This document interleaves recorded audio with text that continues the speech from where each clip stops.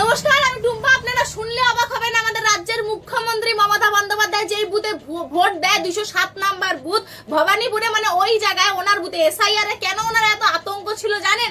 কারণ ওনার বুথে যেখানে উনি নিজে ভোট দেয় সেই জায়গায় মাত্র কয়েকটা রিজেক্ট লিস্টে দেখা যাচ্ছে মৃত ভোটার, বাদ বাকি সব অনুপস্থিত। মানে ভোটের সময় এদের শুধু দরকার হয়, ভোটের সময় আসে, ভোট দিয়ে মমতা বন্দ্যোপাধ্যায়কে ক্ষমতা দিয়ে এরা আবার চলে যায়। এদেরকে খুঁজে পাওয়া যায়নি এসআইআর এর সময়।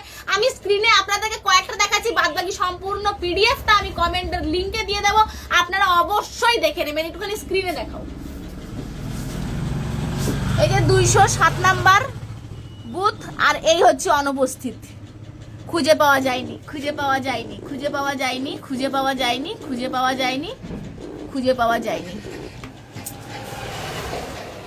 এই শুধুমাত্র যেখানে মমতা বন্দ্যোপাধ্যায় নিজে ভোট দেয় এটা হচ্ছে সেই বুথের অবস্থা। সেই জায়গায় ওনার মানে ভবানীপুরে মোটমাট কত 267টার মতন বুথ রয়েছে। সেই 267টা বুথে যদি এখানে যেমন ওনার বুথে 127টার মতন এরকম অনুপস্থিত বেরিয়েছে, এরকম যদি 100টা করে সেই 267টা বুথে বেরোয় তাহলে পরে 26,000-এর বেশি ভোটার এরকম অনুপস্থিত থাকছে। তাহলে তো এমনি একজন জিতে যায়। এরকম অনুপস্থিত ভোটার যাদেরকে কিনা খুঁজেই পাওয়া যাচ্ছে না, যাদের কিনা কোনো হুদিসই নেই, তাদেরকে কোত্থেকে ধরে নিয়ে আসে, কিভাবে ভোটা, এটাই হচ্ছে আসল রহস্য।